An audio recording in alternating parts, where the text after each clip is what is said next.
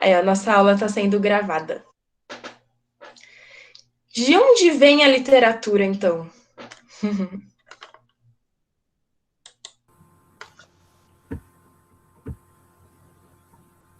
Pode falar, Leandro. Ela viria, digamos assim, no período da Idade Média, digamos assim, da Grécia Antiga até a Idade Média, evoluindo assim, porque desde da Grécia Antiga já havia, digamos, de literatura, filosofias, ideias que eles defendiam. Daí na Idade Média foi aprimorando para poemas, histórias, cantigas, principalmente. Seria mais ou menos dessa época? Uhum. Leandro citou um momento importantíssimo para a história da literatura, né? Grécia Antiga. Então, esse seria o nosso ponto de partida aí nos nossos estudos literários, né? Tô vendo que acho que é Vitor, né? O nome colocou aqui, quando o homem começou a escrever nas cavernas, né? Lá na pré-história. Então, a gente sempre associa a literatura com a escrita. Então, né, com os escritos da Grécia Antiga, que foi se aprimorando na Idade Média, na, lá na pré-história, com os homens das cavernas. Mas e se eu disser para vocês que a literatura, ela surge antes mesmo da escrita? Será que isso é possível? Será que faz sentido?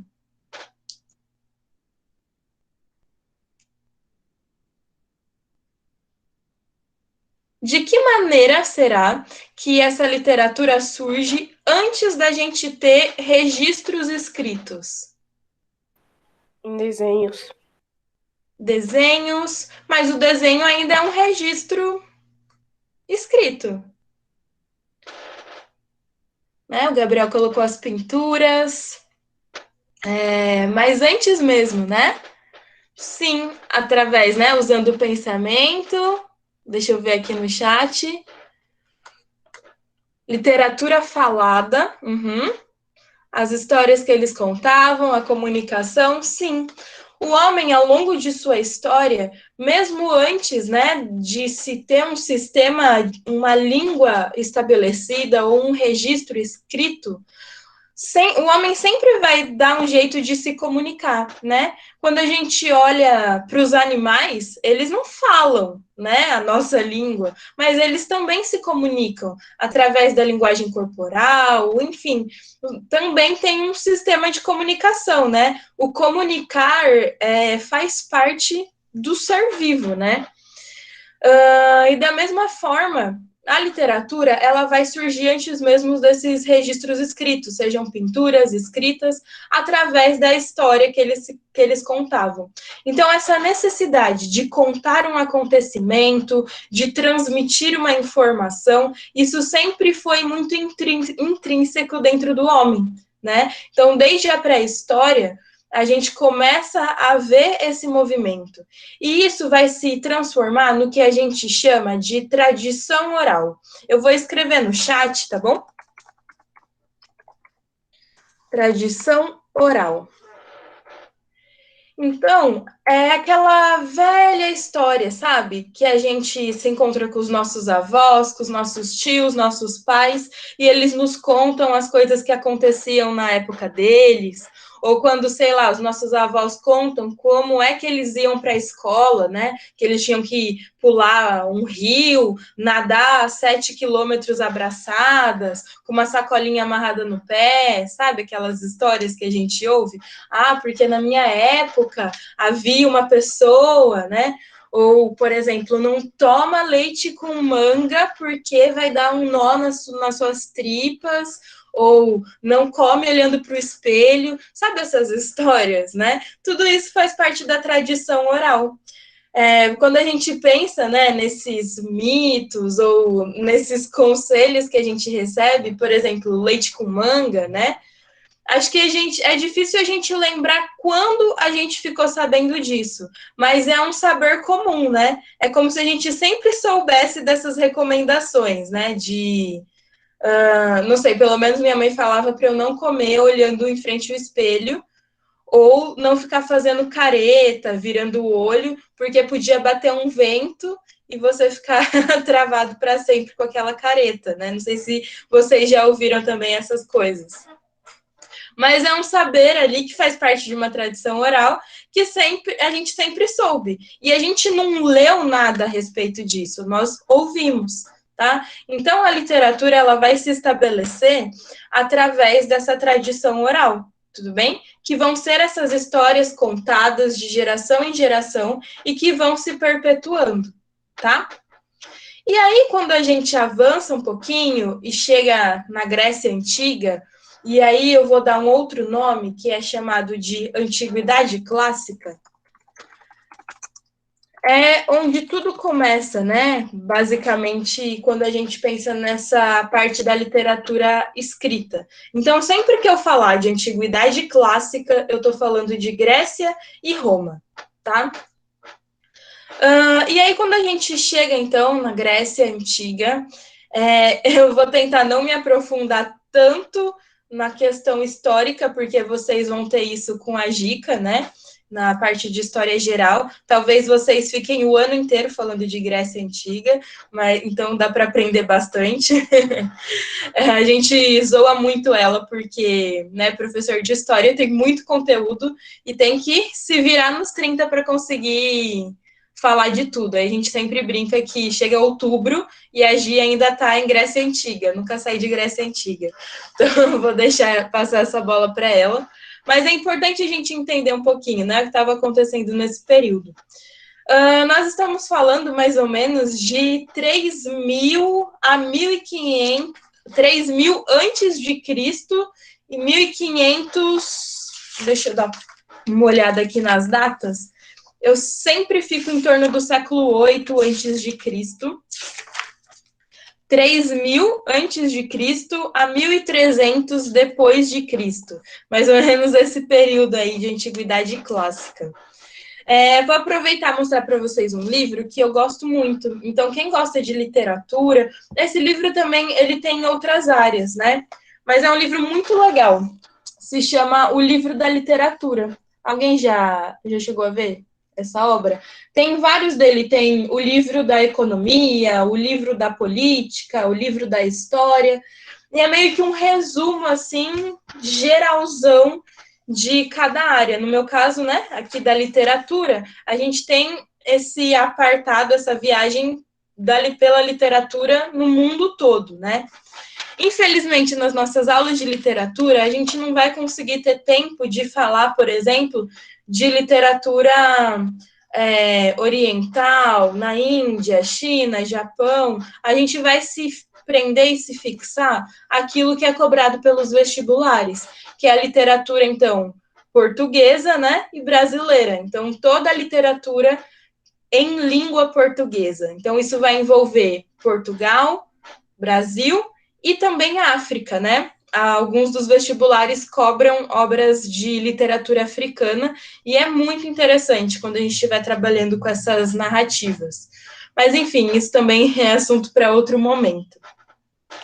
Voltando para a Antiguidade Clássica, então, mais ou menos nesse período 3.000 antes de Cristo a 1.300 depois de Cristo, a gente vai começar a ter algumas narrativas que passam a ser escritas, né? Na verdade, a escrita começa a se desenvolver nesse período, e num primeiro momento, o principal objetivo da escrita era escrever, então, eram os textos comerciais e administrativos para os negócios.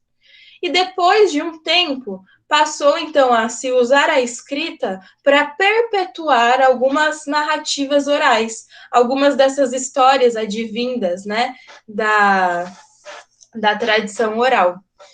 E aí, essa ideia da escrita, ela vai se fixando com aquela ideia de imortalizar um texto ou imortalizar um herói, né?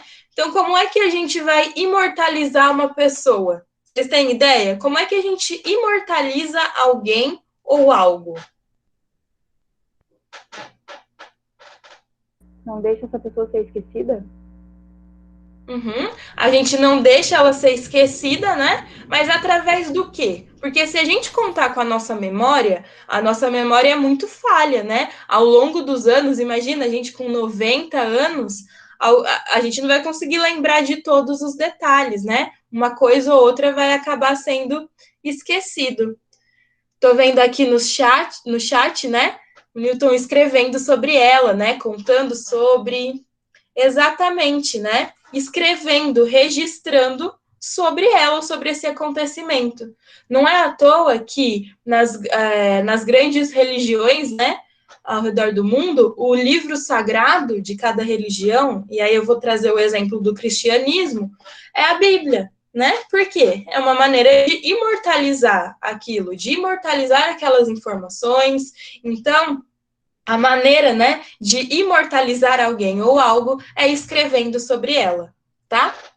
E aí essa escrita, né, nessa tentativa de imortalizar alguém, imortalizar esses acontecimentos, né, é que a gente vai ter então esse surgimento, esse nascimento da literatura, tá bom? Vocês querem comentar alguma coisa até aqui? Não? Tá tranquilo? Tô indo muito rápido?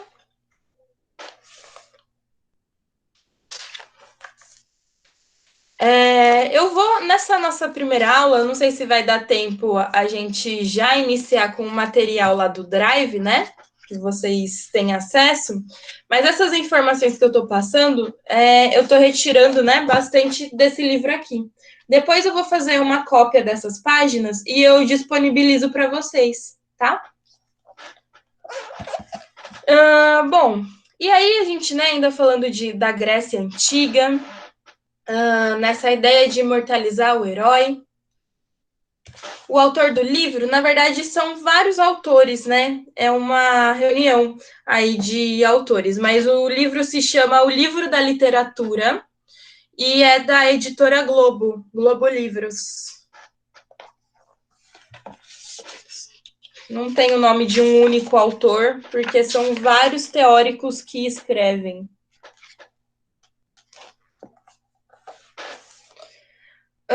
Bom, Grécia Antiga, né? Eu vou compartilhar minha tela com vocês para eu ir fazendo algumas anotações para que vocês consigam visualizar melhor, tá? Então, deixa eu só ver se está aberto aqui a minha tela. Acho que o que eu mais sinto falta das aulas presenciais é não escrever na lousa, porque geralmente eu vou fazendo várias coisas assim. Ah, você achou em PDF? Que legal. Se você vê que tá completinho, manda pra gente.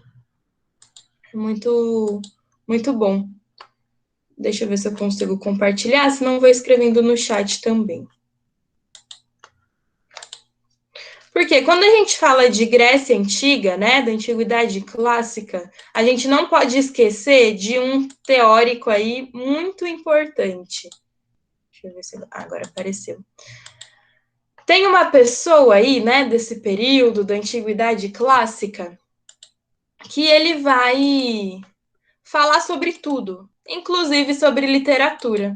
Alguém tem a ideia de quem é esse sujeito que eu vou falar? Então, Antiguidade Clássica.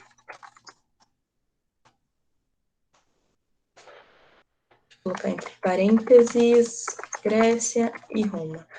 Vocês estão conseguindo ver minha tela? Sim. Uhum. Como eu estou compartilhando, talvez eu demore um pouquinho mais para ver o chat, tá? Então, se vocês tiverem alguma dúvida assim urgente, eu peço para que liguem o microfone, tá? Então, sim, um filósofo, Aristóteles. Oi? Para mim ainda não tá aparecendo a compartilhar. Não? Eu acho que para você deu Deu certo? certo, obrigada. Uhum. É que às vezes aparece o meu vídeo como destaque, né? O meu rostinho lindo. E do lado aparece um quadradinho ali, apresentação. Tipo, Carlos está apresentando. Aí, para quem não estiver aparecendo a apresentação, tenta clicar nesse quadradinho da apresentação, que aí ele aumenta. Quando a gente fala, então, né, de Antiguidade Clássica, nós estamos falando Grécia e Roma, e sim, esse sujeito só poderia ser o Aristóteles, é quem vai teorizar a literatura, talvez pela primeira vez, né?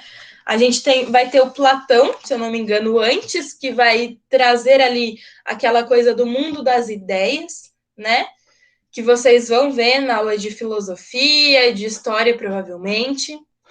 E o Aristóteles, ele vai conseguir formalizar isso, tá? E aí o Aristóteles, nesse período, ele vai escrever uma obra chamada Poética. Sempre que a gente fala de poética, né, uma poética, nós estamos falando de uma espécie de manual de instruções sobre o que é literatura. Literatura ou sobre como escrever. Então, mais ou menos isso, né, esse manual de instruções, um livro que vai falar sobre literatura, o que são os gêneros literários, né? O que o Aristóteles ali vai considerar literatura ou não. Então isso aqui é literatura, esse outro tipo de texto não. Para ser literatura, tem que se escrever dessa maneira. Se não tiver essas características, não é considerado literatura. Então, Aristóteles, ele escreve, se eu não me engano, essa primeira poética. Ao longo do tempo, né, vão aparecer outros autores com as suas poéticas. Então, Horácio também vai escrever, né, a sua própria poética, e cada um com o seu olhar, com o seu ponto de vista, tá? Mas esse ponto de partida, ele surge com Aristóteles. Importante a gente entender que, hoje em dia, né, ao longo da história da literatura, nós já não temos uma única poética, né? Na antiguidade clássica, sim, os autores eles vão seguir fielmente aquela estrutura ali proposta pelo Aristóteles ou por Horácio, enquanto, né, na Idade Média, Idade Moderna, enfim, aqui na nossa contemporaneidade, cada autor, cada escritor, ele vai ter a sua própria poética, o seu próprio conjunto de regras, tá? Então, isso é importante a gente distinguir. O Horácio, por exemplo, que vai escrever uma poética também, ele vai defender que a arte ela precisa ter um objetivo de educar, de ensinar, tá? Então, para o Horácio, né, esse outro autor aí, a arte ela não basta só para entreter ou divertir, ela precisa ensinar, tá? Então, se uma obra, algo não ensina, não pode ser considerado arte. Isso é uma outra concepção. Então, a gente vê, né, como no nosso dia a dia, nós temos tantos assuntos, tantos temas que dividem opiniões, né? Imagina na Grécia Antiga. Então, cada um vai ter uma concepção e um pensamento. Isso acontece na literatura. A gente está trabalhando, quando se fala da literatura, do olhar e do ponto de vista de cada pessoa, a partir das suas experiências pessoais e experiências coletivas, tá? Tudo bem até aí? Sim. Sim? Bom, Tudo certo. vamos lá. Então, a gente tem essa poética, e o Aristóteles ele vai dividir pela primeira vez os gêneros literários, tá? Então, ele vai classificá-los em 3. O primeiro gênero, ele vai chamar de lírica. O segundo gênero, ele vai chamar de épica. E esse terceiro aqui vai ser o drama, tá? Lírica, vocês já ouviram essa palavrinha antes? O que seria a lírica? Né? O que caracterizaria esse gênero literário? Tem a ver com o instrumento musical, a lira, né? Tem a ver com a música, né? A gente vai ver mais para frente como a música ela vai dialogar muito com esse gênero. Mas tem uma outra questão também que envolve aí esse gênero. O Vitor nos deu a ideia do eu lírico, né? Esse nome não é estranho para a gente. Oi? Poesia? Poesia. Uhum. Eu lírico, poesia, poemas, tudo isso, né, gira em torno desse primeiro gênero que ele classifica, que é a lírica. Quando a gente fala de poema, de poesia, né, ali do eu lírico, da música, nós estamos falando, na maioria das vezes, de sentimento. É algo muito particular, né? Algo que vem do eu. Então, a lírica seria esse gênero que fala do sentimento. E aqui nós estamos tratando de sentimentos em geral. Não significa só um sentimento amoroso, de amor, mas tristeza, alegria, sentimentos, as emoções, tá? Deixa eu anotar também para vocês. Então, nós poderíamos pensar aí na lírica como a poética do eu, e aí que envolve sentimentos, tá? Sentimentos. Tá? A épica. Quando a gente diz, por exemplo, nossa, esse dia foi épico, um jogo épico, um acontecimento épico, o que é que a gente relaciona? O que vocês associam? Uma história marcante, por exemplo. Algo marcante.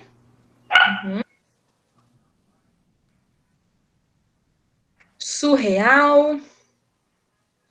Eu só tomaria cuidado com a palavra surreal, né? Porque na literatura, na arte, a gente vai ter um momento ali, um movimento do surrealismo, que é fora da realidade, mas num outro sentido, tá? Então, algo histórico, algo épico é algo grandioso, né? Algo que marca aquele momento. Pode ser fora da realidade, assim, no sentido de ser tão grandioso que não parece ser real, né? Ser fora do comum, mas vai mais para esse lado do fora do comum do que algo surreal nesse sentido de viajado, de abstrato, tá? Tem a ver com o herói, com a narrativa do herói. Então, na Grécia Antiga, conforme os registros vão ficando mais sérios e se passa a registrar a literatura, vem essa preocupação e esse registro das narrativas heróicas. Então, vocês devem saber, né, toda aquela história ali, tudo que envolve a mitologia grega, isso foi passado para o papel. Então, essas histórias, né, dos grandes heróis, eles passam a ser registrados. Então, uma épica, nós estamos falando de um poema, então é um estilo literário, um gênero literário que surge, a epopeia, né? Deixa eu anotar aqui para vocês. Então, a épica. Eu vou escrever aqui epopeia, que é o poema épico. Então, imagina, né? Vocês gostam de mitologia, dessas histórias de ação, de mitologia grega, latina? Alguém curte? Imagina essas histórias todas contadas em forma de poema. Com rima, com ritmo, não deixa de ser uma narrativa, é uma história. A gente vai lendo e tá ali aquela narrativa, tudo que vai acontecendo com esses heróis, com aqueles personagens. Só que essa narrativa, ela não vem escrita, por exemplo, né? Era uma vez, né? Uma segunda-feira, Atena levantou do seu trono. Gente, eu tô zoando, assim, tá? É bem básico esse meu exemplo. Mas não é uma narrativa em prosa, como nós estamos acostumados, tá? É em forma de poema.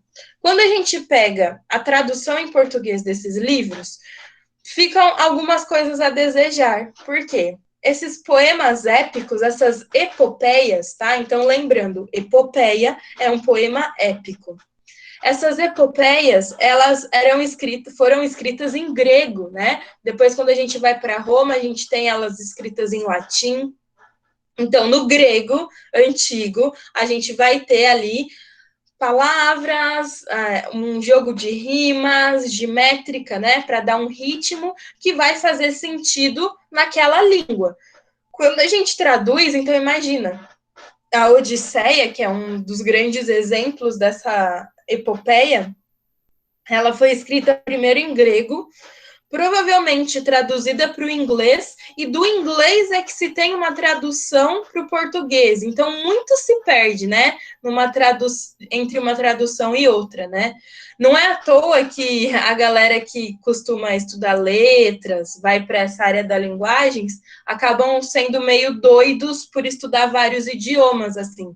Eu sou uma dessas pessoas, porque a gente acaba querendo não perder nada dessas obras, né? Tentar ler no original, assim. Mas, enfim, para o grego eu nunca fui, né? Quem sabe um dia, em algum momento, tô mais nessas línguas que vêm do latim mesmo, então espanhol, galego, catalão, enfim. Mas essas outras línguas mais que tem um outro alfabeto eu já acho bem complicado, ainda não tive tempo de estudar. Alguém se interessa por estudar grego, japonês, russo, alemão, essas línguas mais distantes, assim? Nem um pouco. Só inglês, Vinícius, sim. Eu tenho curiosidade de aprender inglês, francês e alemão. É muito, muito legal, assim. Eu sou bem suspeita para falar, mas eu super incentivo vocês a estudarem outros idiomas, né? Porque sempre que a gente aprende uma nova língua, não é só aprender gramática e aprender a falar essa língua, mas automaticamente a gente se insere nessa outra cultura, né? Então é muito interessante esse movimento de olhar para o outro, de entender como é que essas outras culturas se portam, o que eles fazem, né? O que eles acreditam. É muito, muito interessante. Se alguém precisar de ajuda aí com o espanhol, em inglês, vocês podem correr para o Lucas, que ele é bem melhor do que eu, tá? Mas, de repente, aí para essas outras línguas que vêm do latim, podem me chamar que eu posso ajudar vocês, tá? Bom, voltando para a Antiguidade Clássica, então, né? Essas epopeias eram poemas, tá? Que vão narrar os feitos de um herói. Então, é uma narrativa heróica. Ele tem, né, esse intuito, narrar os feitos de um herói. E nessas narrativas, muito se mistura a história desses heróis, desses humanos, com a história ou disputa dos deuses gregos também, tá? Eu vou colocar aqui 2 exemplos de epopeias, que são a Odisseia e a Ilíada. Alguém já ouviu falar dessas obras? Ambas atribuídos a esse autor, o Homero. Por que eu falo atribuídas ao Homero? Porque existe uma coisa chamada questão homérica. Não se sabe quando ele nasceu, de onde ele veio, para onde ele foi, e se de fato foi ele quem escreveu essas obras, ou se de repente foram vários autores que a escreveram e atribuíram a esse autor. Muitos pesquisadores, muitos se encontram, né, vestígios aí de que pode ter sido esse Homero, mas não se sabe quase nada a respeito da vida dele. Mas mesmo assim, desde aquele período se atribui esses poemas aí ao Homero, tá? E o que acontece, né? Eu vou trazer o exemplo da Ilíada, que vai contar sobre a Guerra de Troia. Vocês já ouviram sobre essa história, sobre Troia? Sim, bastante. Sim. Ele vai escrever esse poema, então, né? E se eu não me engano, faz muito tempo que eu li, assim, mas a Ilíada vai falar, então, da Guerra de Troia, que vai se originar a partir do conflito entre os deuses gregos, né? Então, eles têm uma rixa ali, tem uma treta, e aí eles decidem resolver isso usando os humanos, né? Então, a gente vai ter essa guerra que, de certa forma, vai ser arquitetada por esses deuses que vão jogar com os humanos, tá? Nesse livro aqui, tem uma página que tem certinho ali a classificação dos deuses, o lado que eles estavam, né? Porque a gente vai ter ali os aqueus, né? Deixa eu ver aqui. A guerra entre os aqueus, que era uma aliança dos estados gregos, e a cidade de Troia. Gente, o mais interessante é que por muitos anos se acreditou que Troia fosse uma cidade mitológica, né? Que não existisse. Mas muitos pesquisadores ali e arqueólogos encontraram alguns vestígios e aí eles acabaram concordando que Troia, na verdade, era uma cidade na Turquia. Deixa eu ver se eu tenho o nome. Anatólia é o nome da cidade, que ficava na Turquia. Então, acredita-se que, de fato, existiu essa cidade de Troia, né? E, assim, é muito interessante, né, essa obra. A gente vai ter, então, ao mesmo tempo, os deuses jogando com os humanos, as características de cada um, as qualidades, né, de cada um, e a narrativa toda aí, narrando os feitos desses heróis, desse herói, no caso, o Aquiles, né? No caso da Odisseia, a gente vai ter o Odisseu. Sempre que a gente falar de uma Odisseia, nós estamos falando de uma aventura, tá? Então, nossa, para eu chegar até a escola foi uma Odisseia. Então, passei por muitas coisas, tá? Daí vem esse termo aí. Tem um filme muito interessante, que é o filme Troia, baseado na Ilíada. Eu vou tentar compartilhar com vocês o trailer desse filme, tá? Eu costumava dizer que é um filme novo, mas ele é de 2004. Então, assim, não é tão recente, mas é muito bom, assim, né? É inspirado aí na Ilíada. Deixa eu tentar compartilhar com vocês.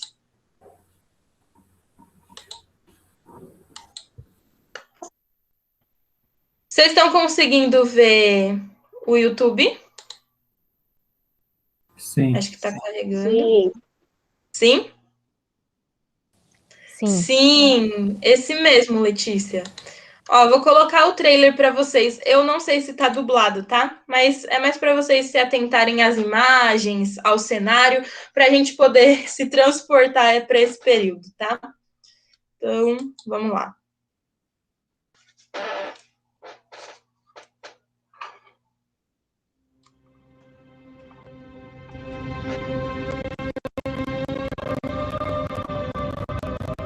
I've fought many wars in my time. Some are fought for land, some for power, some for glory. Tá travando um pouquinho. Suppose O áudio tá aparecendo para vocês? Sim, mas Sim, tá mas travando também. Tá travando, né? Mas tá travando. Deixa eu tentar. Bom, tá travando muito. Eu vou copiar o link aqui.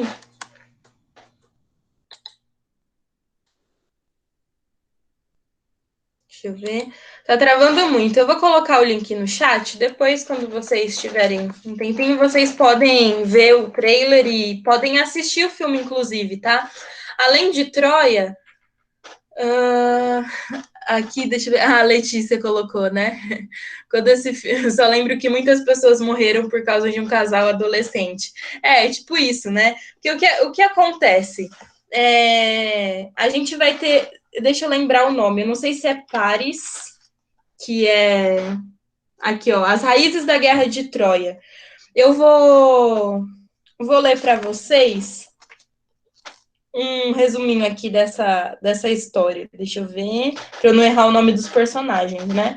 Então, aqui, ó, as raízes da Guerra de Troia podem ser encontradas em acontecimentos que ocorreram durante o casamento da ninfa do mar, Tétis, com o herói grego Peleu, o companheiro do herói Hércules. Vários deuses e deusas compareceram às comemorações, incluindo Hera, Atena e Afrodite. Começou uma discussão entre as três deusas, já que cada uma delas dizia ser a mais bela. Para resolver a disputa, Zeus pediu a Paris, o filho do rei Príamo de Troia, para julgar um concurso de beleza entre elas. Afrodite ofereceu a Paris um suborno, a mão de Helena de Troia, a mulher mais bonita do mundo. Infelizmente, Helena já era casada com Menelau, irmão do rei Agamemnon, de Micenas, um estado grego. O rapto subsequente de Helena por Paris desencadeou o conflito. Então, tudo começou por causa de uma treta ali de quem era mais bonita, de quem era mais bela, né? Então, essas deusas entram nessa disputa, Zeus pega e fala, olha, é o seguinte, decide aí, qual das três é a mais bonita? Tem um quadro aqui, eu não tenho o nome do autor, deixa eu tentar mostrar para vocês. Vocês estão conseguindo ver essa imagem do livro? Não. Tô tentando. Aqui no livro a gente tem esse quadro que retrata aí essa treta entre elas. E olha que legal, né? A Afrodite vai subornar o Paris e oferece a mão da mulher mais bonita do mundo, só que ela já era casada, né? É claro que ia dar merda nisso tudo. Enfim, então essa seria a origem aí. E aí no filme a gente tem, né, retrata essa história, esse rapto aí do casal, enfim. Mas é muito interessante. Além desse filme, né, Troia, tem também Fúria de Titãs, né, que tem toda essa temática mitológica. Então, para quem gosta, tem aí várias opções. Tudo bem? Dúvidas até aqui? Algo que vocês queiram comentar? Nenhum, Não? por enquanto. Uma história engraçada. Então, oi? É que, assim, eu assisti esse filme no nono ano que a gente tava retratando essa história. E, digamos assim, eu tinha um filme, passei, professor e tudo mais, daí eu só me lembro depois dos moleques, digamos assim, ter se dividido a sala pra Troia e Roma. Tipo, do nada, vamos lutar aqui, fazer igual o filme na sala. Às vezes desperta alguns gatilhos, assim. Demais. Bom, e também esse termo, né? Gregos e troianos, ficou, né? Sempre que a gente tem dois grupos totalmente opostos, assim, a gente acaba usando esse termo. Além do presente grego, né? Cavalo de Troia. Vocês já ouviram, né? Falar do cavalo, que era um presente ali para os troianos, né? E os gregos mandaram um presente para eles, que era um cavalo. E dentro desse cavalo tinham vários gregos dentro. E aí, quando durante a noite todos estavam dormindo, os gregos saíram e destruíram ali a cidade. Espero que seja essa a história, se eu não me engano. A Gi vai falar bastante sobre isso com vocês também.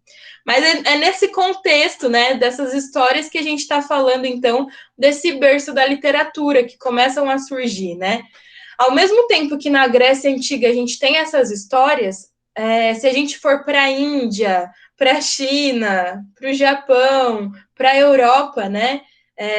Nesse momento, a gente vai ter outros tipos de narrativas, mas muito parecidas também, com essa mesma história, a ideia dos heróis, narrativas de heróis. E é muito interessante quando a gente olha para a história da humanidade, independente do lugar que a gente esteja, dentro daquele mesmo período, a gente consegue encontrar narrativas muito parecidas acontecendo ao mesmo tempo, mesmo em culturas diferentes. Então é muito bizarro, assim. Eu costumo dizer que a história, ela sempre acaba se repetindo e se replicando de alguma forma, tá? Bom, seguindo aqui nos nossos gêneros literários, né? Deixa eu compartilhar de novo a tela com vocês. Peraí. Então, a gente falou da lírica, que é o sentimento. A gente viu a épica, então a epopeia, o poema épico. E agora a gente vai falar do drama. O que seria o drama para vocês?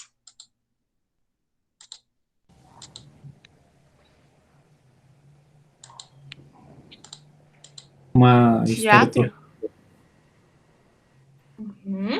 Pode falar. Eu não vi quem estava falando no começo. Digamos assim, eu disse que era uma história profunda, digamos assim, entre dois personagens, sendo assim. Vocês estão vendo minha tela?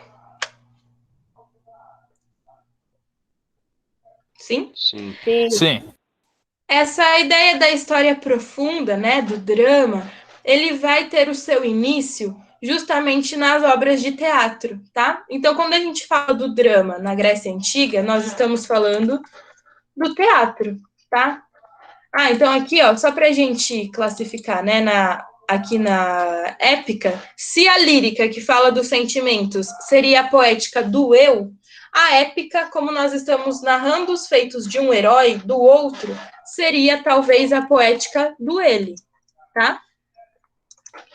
O teatro, a gente tem um texto, né, essas narrativas que são transformadas em algo para ser interpretado e representado diretamente para as pessoas. Então, no drama, no teatro, a gente não precisa ler, nós apenas vemos, né, aquela encenação, aquela representação.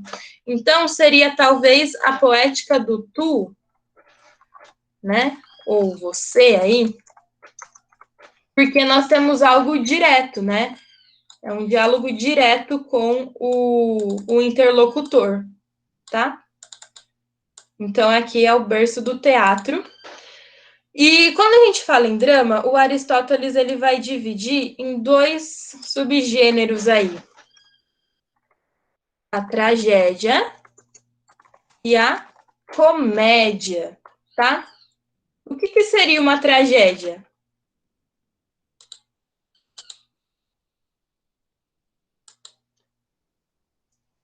Alguém sabe me dizer? Algo triste. Uhum. Quando a gente fala em tragédia, é sempre um acontecimento triste, algo ruim, né? Nossa, que trágico, né? Algo ruim. Então, a tragédia, ela vai ser uma história que sempre vai ter um final ruim. A tragédia mais conhecida, assim, é a do Édipo Rei. Vocês já ouviram falar dessa história do Édipo Rei? Não. Deixa eu ver se eu encontro aqui, para eu não me confundir. O que acontece, né? A gente, nessa história, a gente vai ter muito a questão da profecia. Então, geralmente nessas histórias, né, gregas, mitológicas, a gente vê muito isso. As histórias, elas acontecem ou por conta de flashbacks, de lembranças, ou por conta de profecias. Surge alguém, ou, né, esses personagens vão até um oráculo ali para saber do futuro. E aí sempre tem algumas profecias, e essas profecias vão ditar todo o caminho, toda a história desses personagens. Isso acontece com o Édipo Rei. Esse personagem, quando ele nasce, ele é separado dos pais, e aí a gente, em um determinado momento, ele vai receber essa profecia de que um dia ele mataria o pai e se casaria com a mãe. E aí ele fica, como assim? Que horror! Imagina, isso nunca vai acontecer, né? Deixa eu ver aqui. Eu vou ler para vocês esse resuminho para eu não me perder nos nomes também, tá? Então, aqui, olha, a tragédia anunciada, né? Sempre que a gente fala de tragédia, então é sempre uma história que tem um herói, e esse herói, ele sempre vai sofrer algum infortuito aí, ele vai sofrer algo do destino, tá? Não é, de repente não foi ele que plantou aquilo, mas o destino vai ser cruel com ele. Então, essa é o que vai sondar aí uma tragédia. No caso do Édipo, então vamos ver, ó. A cadeia de eventos começa com Tebas tomada pela peste. Então, Tebas é uma cidade, né, ali que ele vivia. Ao ser consultado, o oráculo de Delfos diz que a peste diminuirá a intensidade quando o assassino de Laio, o rei anterior de Tebas e ex-marido de Jocasta, for encontrado. Então, vamos lá. Laio e Jocasta... Não, deixa eu ver se é isso. Gente, faz tanto tempo que eu li essa história.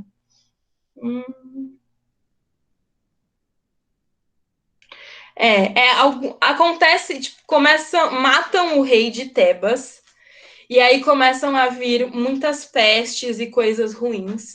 E aí esse oráculo diz que isso só vai ser resolvido quando o assassino do rei for encontrado, né? E aí o Édipo, ele sai nessa jornada para conseguir libertar a cidade, e nessa ele mata, né? Se eu não me engano, não sei se era de fato o assassino ou alguém que ele achava que fosse o assassino. E aí ele mata essa pessoa e ele toma a mulher dessa pessoa para ele, né? E aí o que acontece?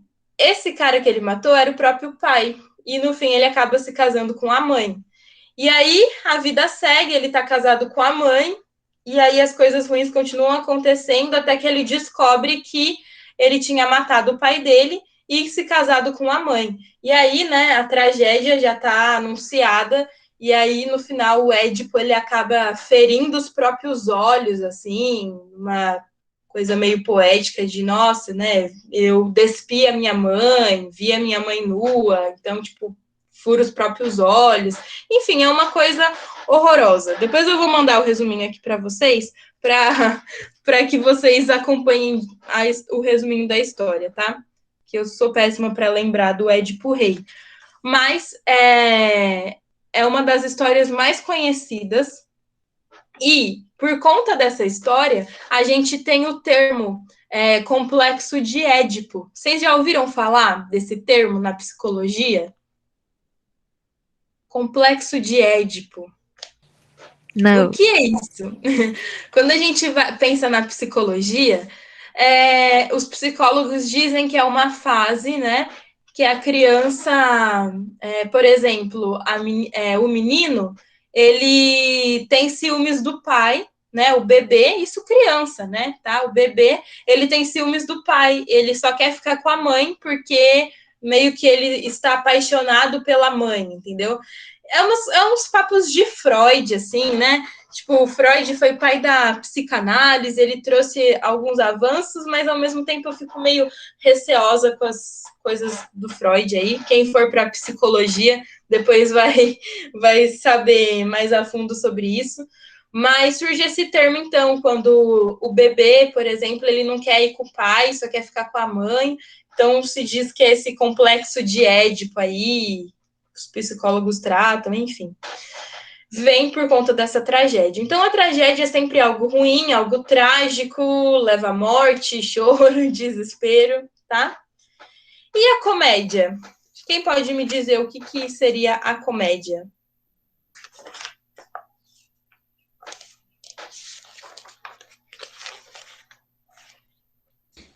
Algo que faça rir. Algo engraçado, algo que faça rir.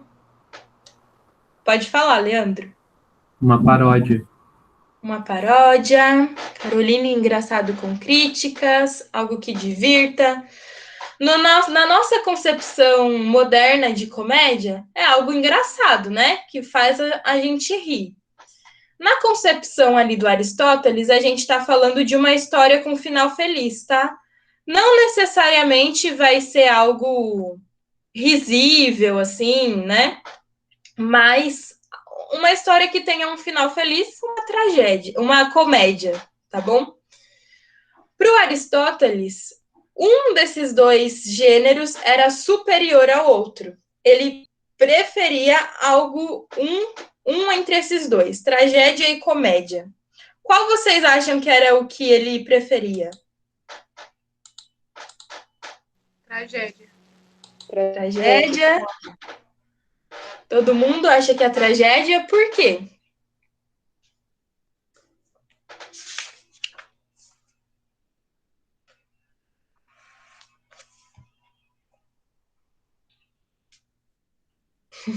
Intuição feminina. A tragédia, ela era valorizada pelo Aristóteles, né? Então a gente vai ter personagens ali considerados como heróis. Por quê? Ele considerava mais elevado porque a tragédia, por ser uma história mais triste, comovente, ela poderia trazer uma reflexão do homem. Então, eu sempre trago esse exemplo, né? Sabe quando a gente está assistindo um filme e aí, sei lá, morre a criança, a gente continua bem, morre o idoso, a gente continua bem, mas se morre o cachorro no filme, já era. É lágrimas por uns 3 dias, né? Ou quando a gente está assistindo uma história e a gente se identifica, nossa, podia ser minha história. Ou acontece alguma coisa ali e a gente já reflete, né? Nossa, aconteceu isso, nossa, verdade, porque a vida, né? A gente precisa aproveitar os momentos, né? Sabe essas reflexões que a gente tem quando assiste algumas coisas? Isso tudo é chamado de catarse. Deixa eu colocar lá na nossa lousinha.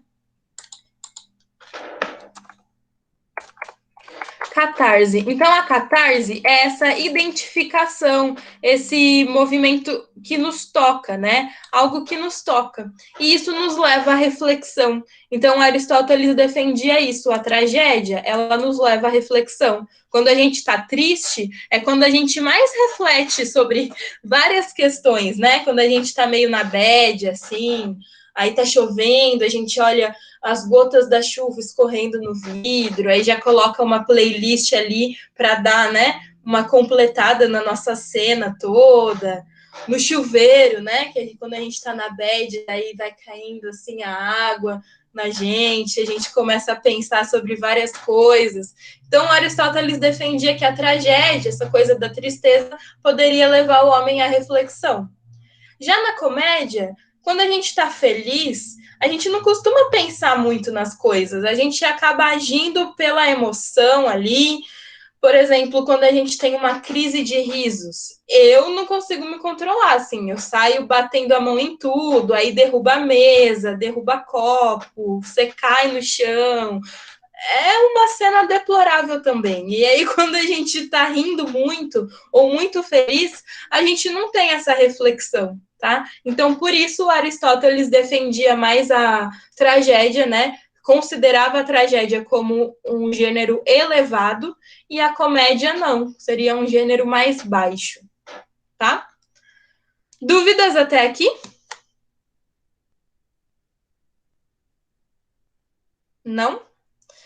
E é muito interessante a gente ver que a tragédia aí, né, o drama, na verdade, ele vai ter toda uma estrutura, né? O teatro grego vai ser o pai do teatro em geral, e tinha toda uma estrutura para a apresentação dessas peças. Então, por exemplo, a história do Édipo, a gente tem essa história, essa narrativa, mas ela era encenada, tá? Era feita no teatro, então tinham os atores, os personagens, mas não era só eles subirem no palco, tinha toda a questão musical também para dar emoção. Então tinha um coro que ficava em volta do palco, tá? Tinham personagens importantes que vinham como um narrador anunciar a próxima cena. Então era muito complexo, né? Não é à toa que é tão valorizado aí e que vai ser o precursor do teatro ocidental também. Tudo bem? Vocês querem comentar algo a respeito disso, desses gêneros, antiguidade clássica?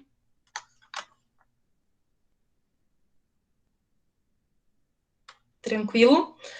Tudo isso que eu estou trazendo para vocês nesse primeiro momento, né, de antiguidade clássica, vai ser a base para a gente entender alguns outros movimentos que virão no futuro. Porque ao longo da história da literatura, a gente vai ver que muitas coisas elas acabam sendo retomadas, tá? E aí a gente, né, tá quase finalizando a nossa aula, e eu vou aproveitar para explicar um pouquinho sobre essa linha do tempo literária, o que são movimentos literários, tá? Eu posso mudar de página aqui, que eu estou compartilhando com vocês? Pode sim. Pode. Deixa eu ver se eu consigo pegar uma.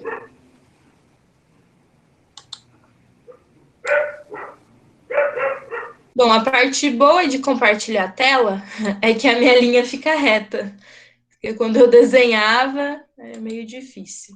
Então, aqui a gente tem, né, uma linha do tempo, mais ou menos. E a gente começou a trabalhar hoje, então, com a antiguidade clássica, né? Então, eu vou colocar ela até aqui, ó. Deixa eu aumentar um pouquinho mais. Aí, tá bom. Aqui.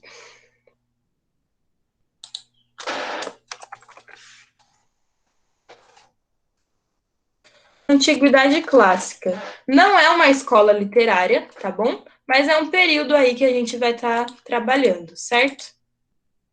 Acho que eu vou fazer até 2 linhas para ficar melhor.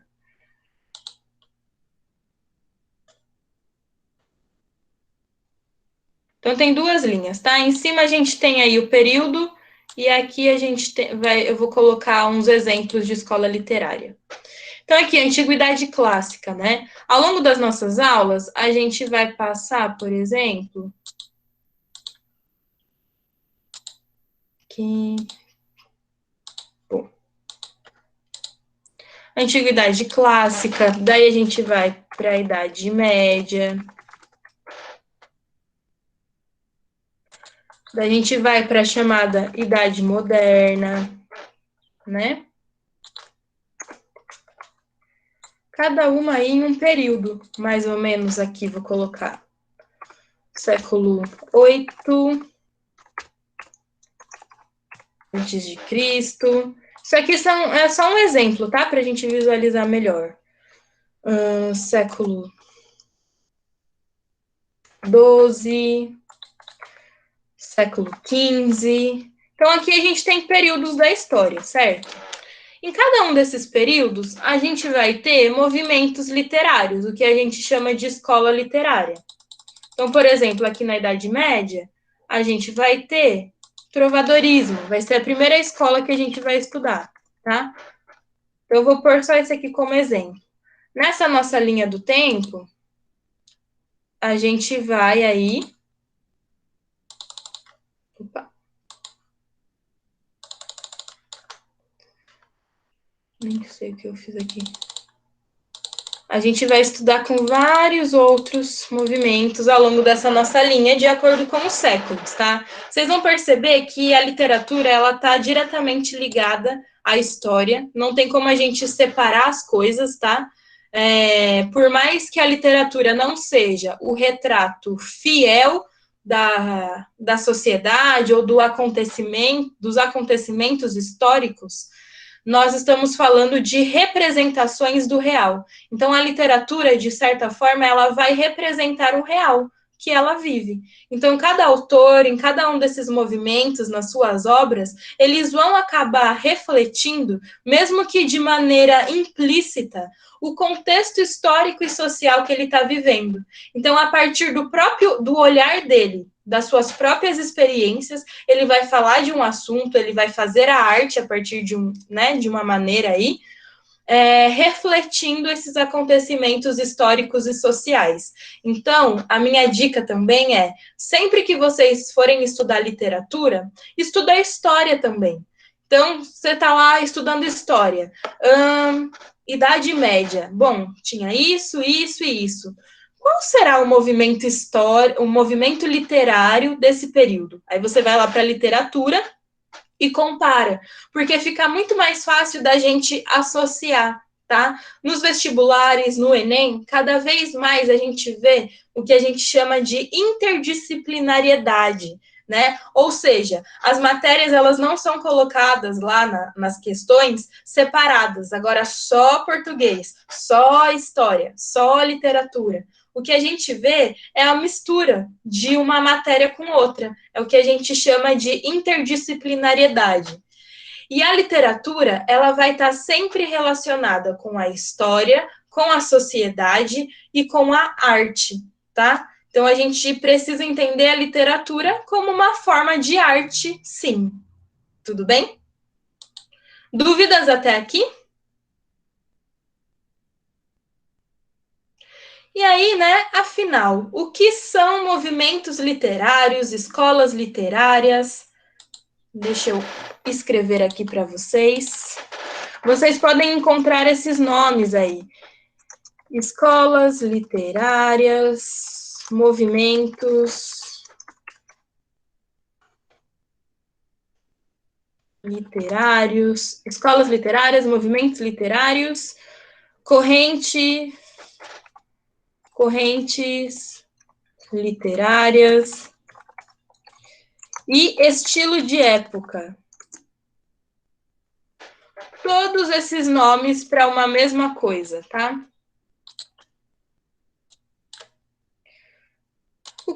gente chama de escola literária? Ao longo do tempo, né, ao longo dessa linha do tempo, da história da humanidade e da literatura, nós tivemos muitas produções literárias. Até que em um determinado momento, eu acredito que no século XX, muitos estudiosos da literatura decidiram olhar para essa linha do tempo e decidiram analisar quais as produções feitas em cada um desses períodos. E aí eles perceberam que haviam muitas características parecidas. Então, eles começaram a reunir essas obras, né, a classificar para facilitar o nosso estudo da literatura. Então, todas as obras com as mesmas características produzidas na Idade Média, eles deram o nome de trovadorismo. No século XV, as obras que apresentavam as mesmas características foram chamadas de humanismo. Quando a gente vai para o século XVI, aquelas obras de autores diferentes, mas que se pareciam, que tinham uma mesma temática e um mesmo estilo, eles vão chamar de classicismo. Então, essa classificação de estilo de época, movimento literário, ela vai surgir para facilitar o nosso estudo. É importante a gente também levar em conta que um movimento literário, ele não anula o outro. Então, é possível que no século XVI a gente encontre resquícios de algo que foi produzido na Idade Média ou na Antiguidade Clássica, tá? Então, não são caixinhas fechadas, são apenas classificações para a gente conseguir entender melhor cada movimento, o contexto histórico daquelas obras, né, em que aquelas obras foram produzidas, mas a gente sempre vai pensar em momentos de transição, tá? Ao mesmo tempo que nós estamos retomando algo que já estava acontecendo, nós também vemos características de algo que virá, tá bom?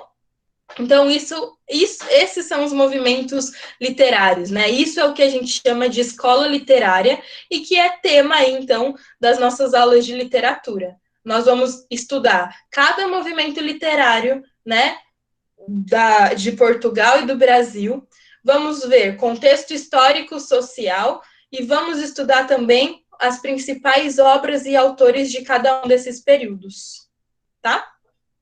Dúvidas ou comentários até aqui? Não? Bom, eu sei que são muitas informações, né? Escola literária, antiguidade clássica, mas esse foi um resuminho que eu consegui fazer para a gente entender e entrar de fato no que a gente chama aí de literatura, tá? E aí, gostaram desse universo literário? Com medo do que virá? Ou estão mais muito. tranquilos? Adorei. Ai, que bom. Qualquer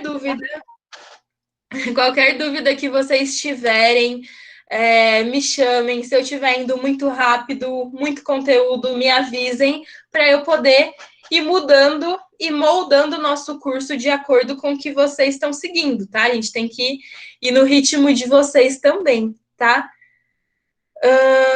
Bom, um vídeo animado. Se você puder me mandar depois, Letícia, vídeo, eu sempre procuro uns videozinhos aí para mandar. Nessa nossa primeira aula, então, foi essa introdução à literatura, à antiguidade clássica. A partir da próxima aula, então, a gente se vê a cada 15 dias, né? Então, um sábado é literatura, no outro, vocês vão ter, acho que, redação. Então, a gente se vê a cada 15 dias, mas eu sempre que puder vou mandar algum material. Lá no Drive vocês têm acesso, né, à apostila. Se eu não me engano, é a do poliedro, né? Essa aqui que a gente trabalha, tem lá em PDF. A nossa próxima aula, a gente já começa a trabalhar com os movimentos literários, tá? Com trovadorismo. E se vocês puderem ler o capítulo 1, né? É a frente 2. Se eu não me engano, nós vamos para a página 139, né? Então, se vocês puderem dar uma olhada, dar uma folheada ali, para já ter um repertório a respeito. Nossa próxima aula, então, não no próximo sábado, no outro, a gente começa a falar de trovadorismo, tá? Então, qualquer coisa, me chamem, me mandem mensagens e a gente vai se vendo e se falando, tá? Deixa eu encerrar aqui a apresentação para vocês me verem melhor. Vamos encerrando por aqui a nossa aula, tá? Muito obrigada pela presença, participação. Espero que a gente possa aprender muito aí, vocês gostem dessa coisinha, desse mundo à parte chamado literatura. Tudo bem? Tchau, tchau, pessoal. Deixo vocês por aqui. Acho que vocês Tchau, têm professora. uma pausinha de 10 minutinhos aí.